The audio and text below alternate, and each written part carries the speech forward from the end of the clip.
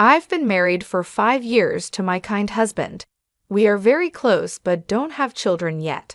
We were looking forward to the day we would, until the accident happened. Please listen to this unbelievable story. My husband is kind to everyone, not just me. My parents adore him too. I have a sister who is very focused on her career. My husband got along well with her, even though she was always busy with work. Suddenly, my husband's work became very busy. He started coming home late and working on his days off. He was put in charge of a team and was always on his phone, staying in touch with his team members. Looking back, people might have found that suspicious, but I didn't. I just worried about his health. Then my sister, who lived alone in her own apartment, decided to move because of a new job. She wanted to buy furniture for her new place, so I planned to take her shopping in my car on a Saturday. However, on the day of the trip, my boss called, and I had to go to the office. This was the only day off my sister had, and I didn't want to cancel. I realized my husband had the day off, which was rare lately. I asked him if he could take my sister shopping instead. He saw the trouble I was in and agreed, even though it felt a bit awkward. He asked if he could borrow my car since his was being repaired. I was grateful for his help and went to the office to deal with my work problem.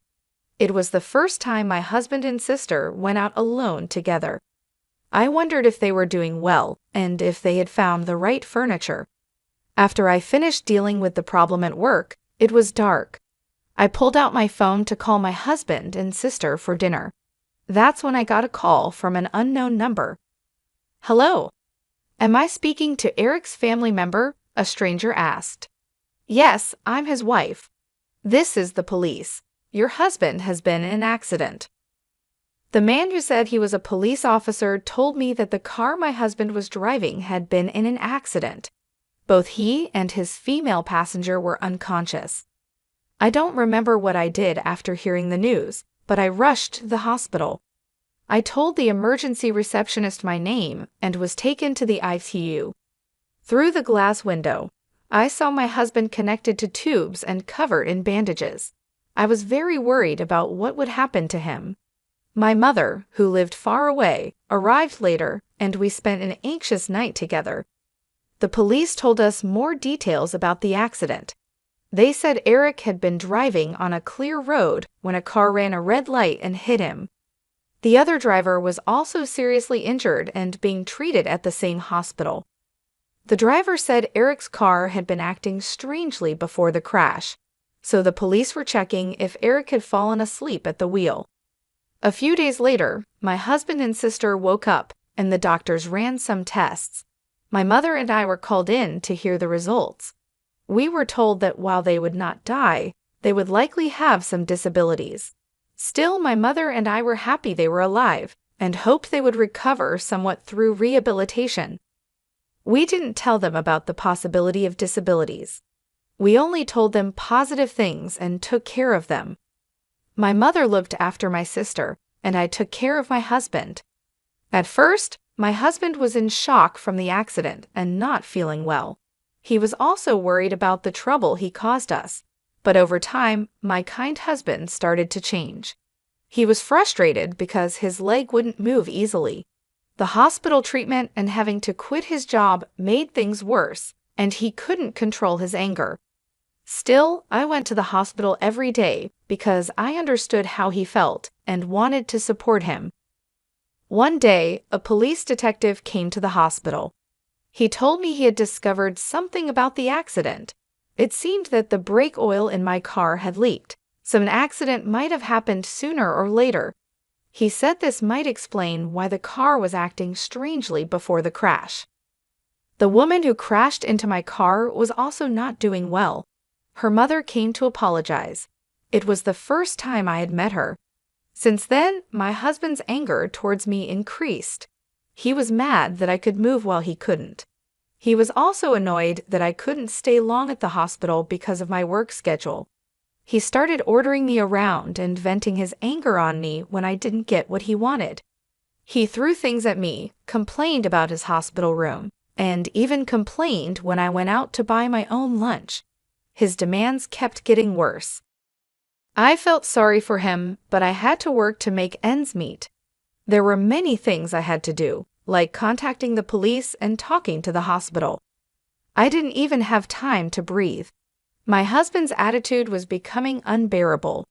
I could see that I was being driven into a corner. My sister was in a similar state of mind, and my mother became more and more exhausted. I heard that my sister's demands on my mother, who had no job, were even worse when I couldn't go to the hospital. Both my husband and my sister seemed to have heard that they would remain paralyzed even with rehabilitation. Then there was the issue of my car's brake oil leaking. My sister said, "Hey, I heard your car was leaking oil. You were responsible for your car's maintenance. I can't work, and I can't get my body back to normal because of it. Mom looks irritated, and your husband is in the same condition.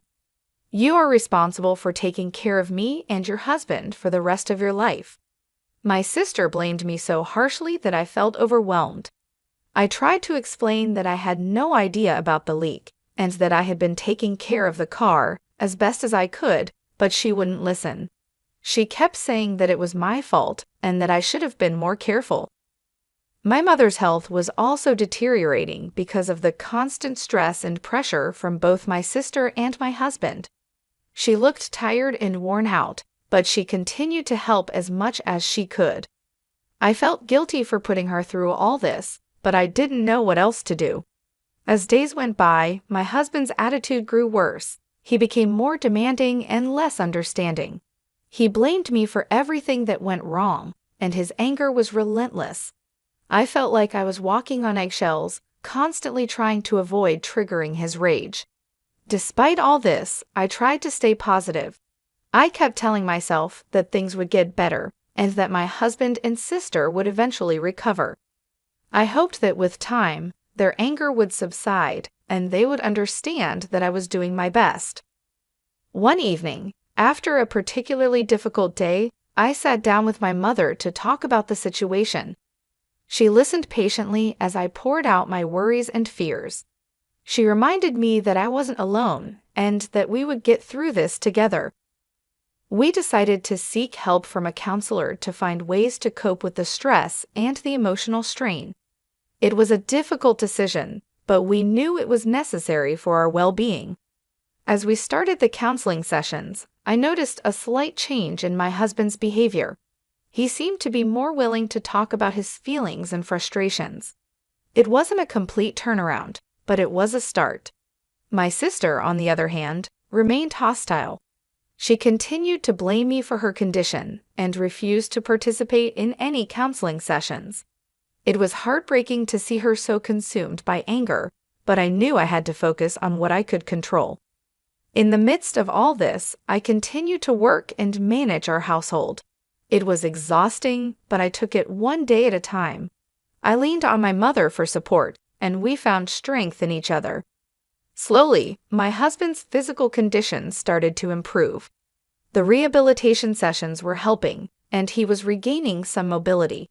His mood also improved slightly, and there were moments when I saw glimpses of the kind man I married. My sister, however, remained distant and bitter.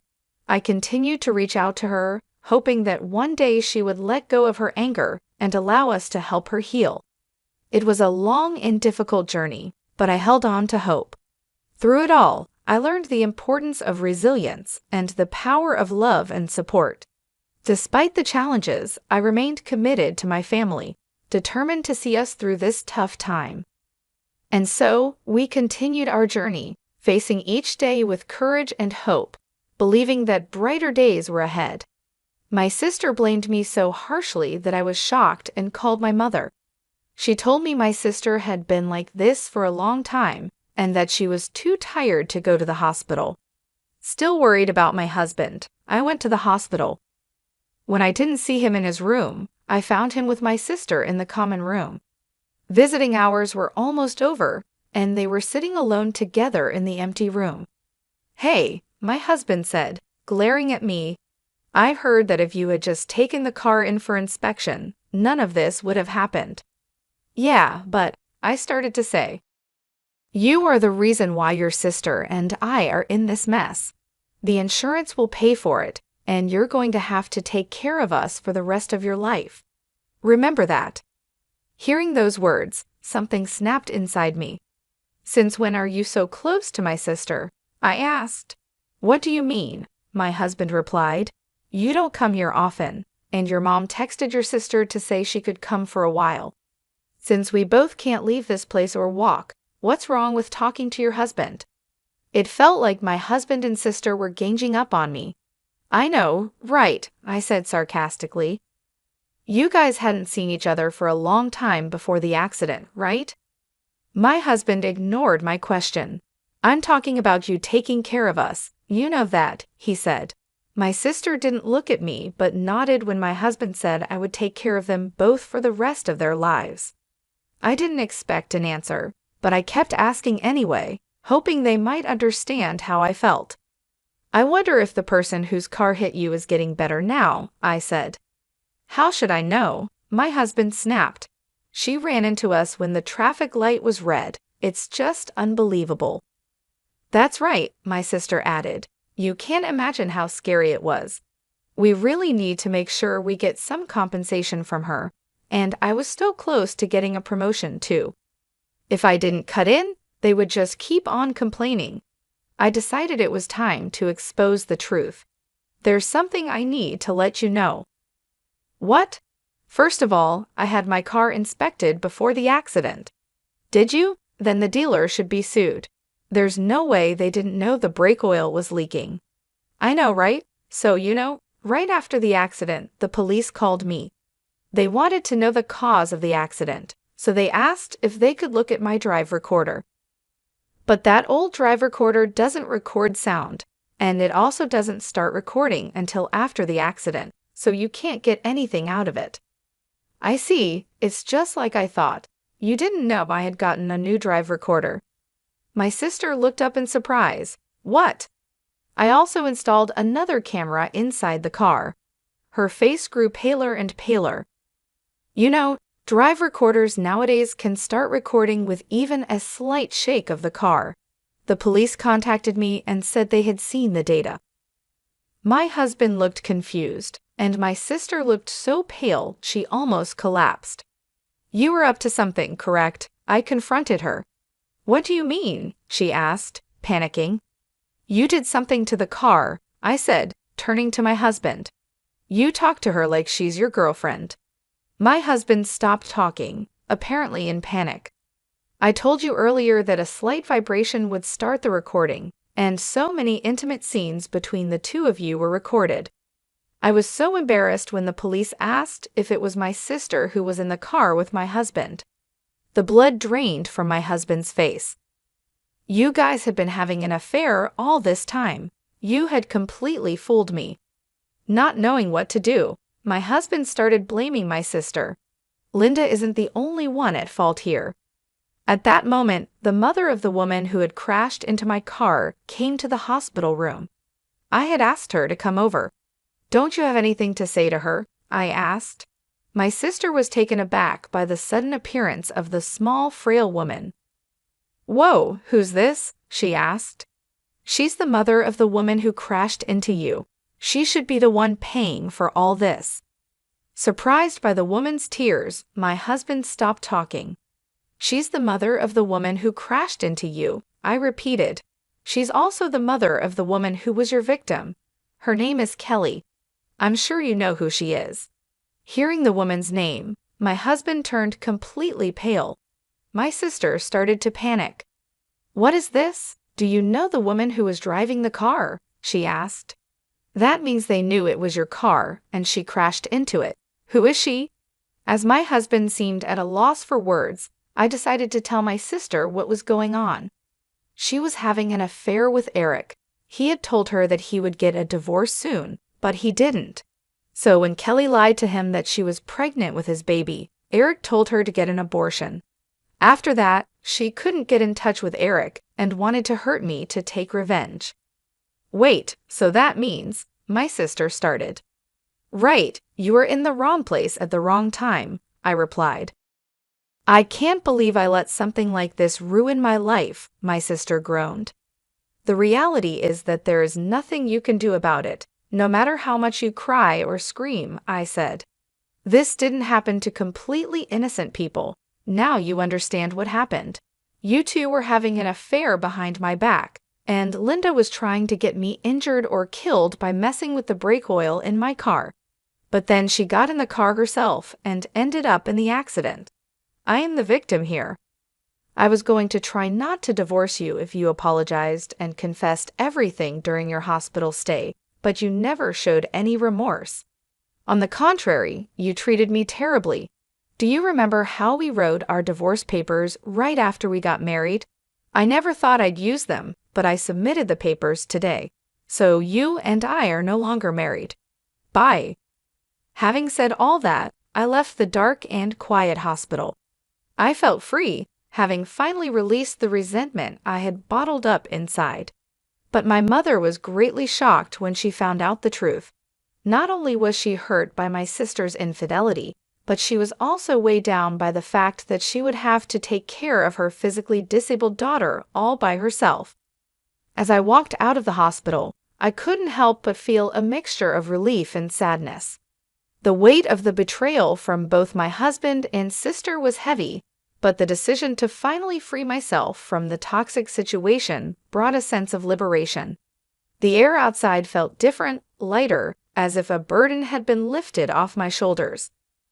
I got into my car and sat there for a moment, taking deep breaths. The city lights flickered around me, and the hum of traffic was a comforting reminder that life goes on.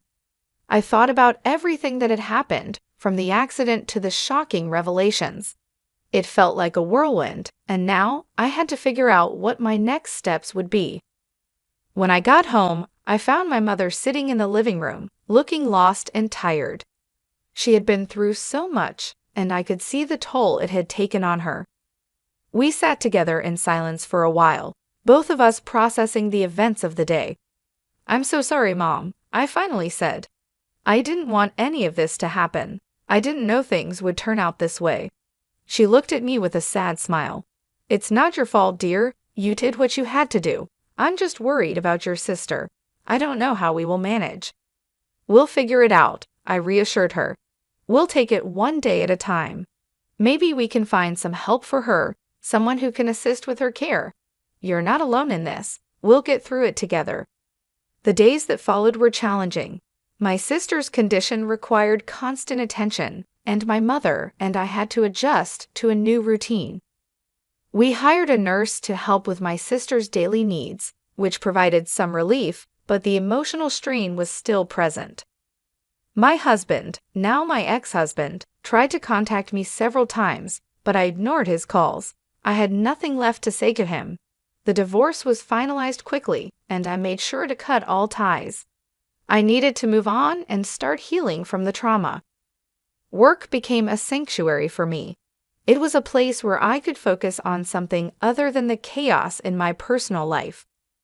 My colleagues were supportive, and throwing myself into my tasks helped keep my mind occupied. Over time, the wounds began to heal.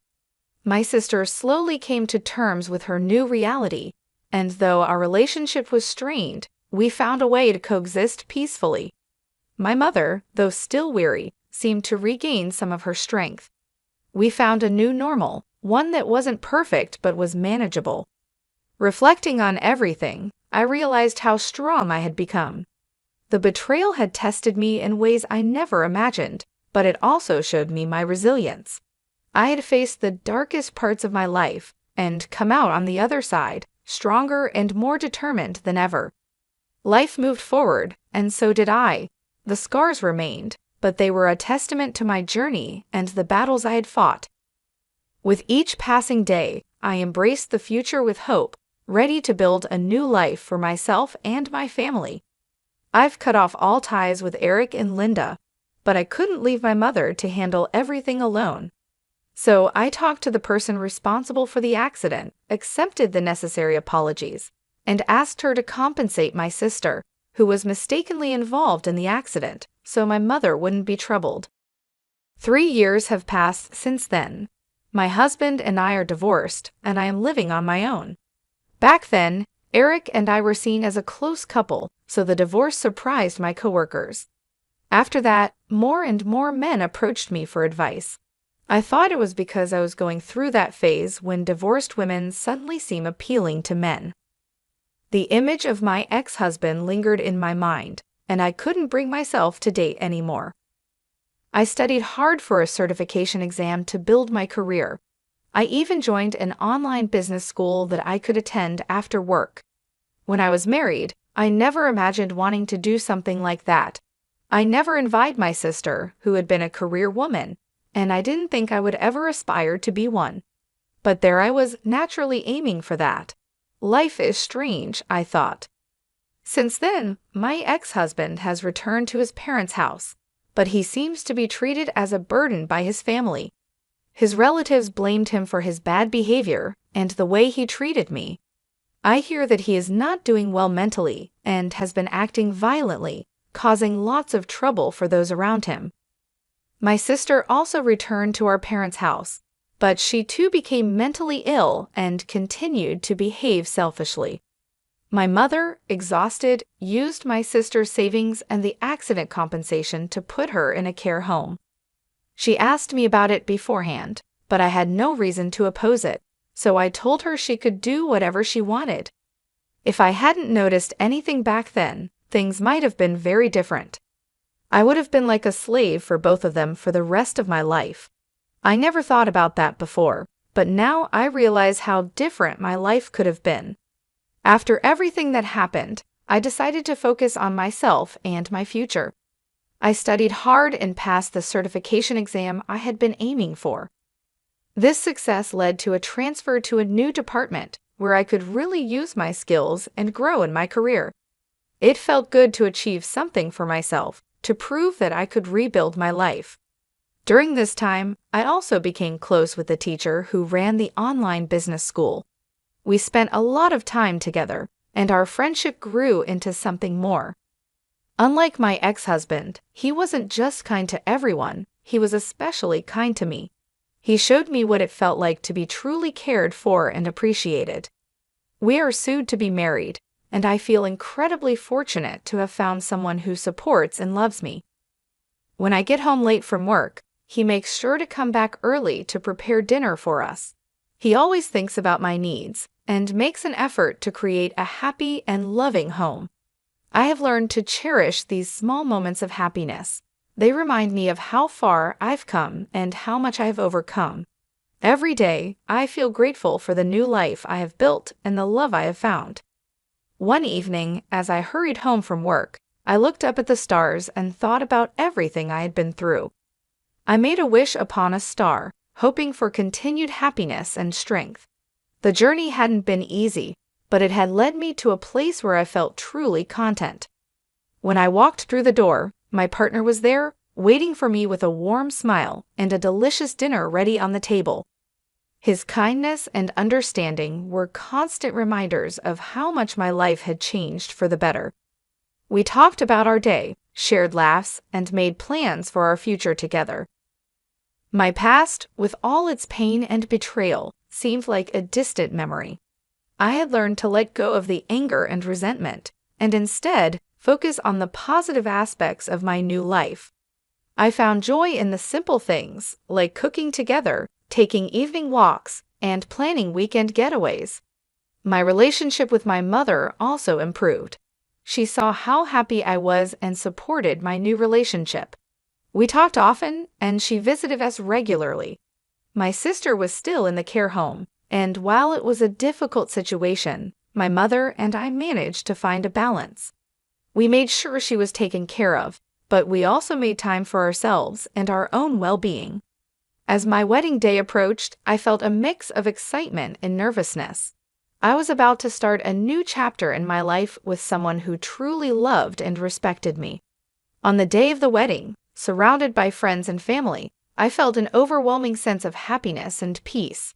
I knew that I had made it through the darkest times and had come out stronger and more resilient. Looking into my partner's eyes as we exchanged vows, I felt a deep sense of gratitude. He had shown me what true love and kindness were, and I was ready to spend the rest of my life with him. Our future together looked bright, and I was excited to see where it would take us. After the wedding, we settled into our new life together. We continued to support each other in our careers and personal growth. We traveled, explored new hobbies, and made countless memories. Every day felt like a new adventure, filled with love and laughter. Reflecting on my journey, I realized that all the hardships had led me to this point. They had taught me valuable lessons about resilience, self-worth, and the importance of surrounding myself with people who genuinely cared about me. I had transformed my life and found happiness in ways I never imagined possible.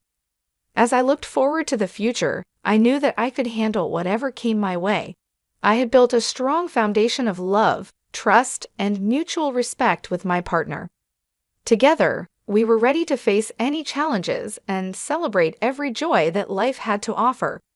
And so my story continued, not as a victim of circumstance, but as a person who had found strength and happiness in the face of adversity. I embraced each day with a grateful heart, knowing that I had created a life filled with love, hope, and endless possibilities.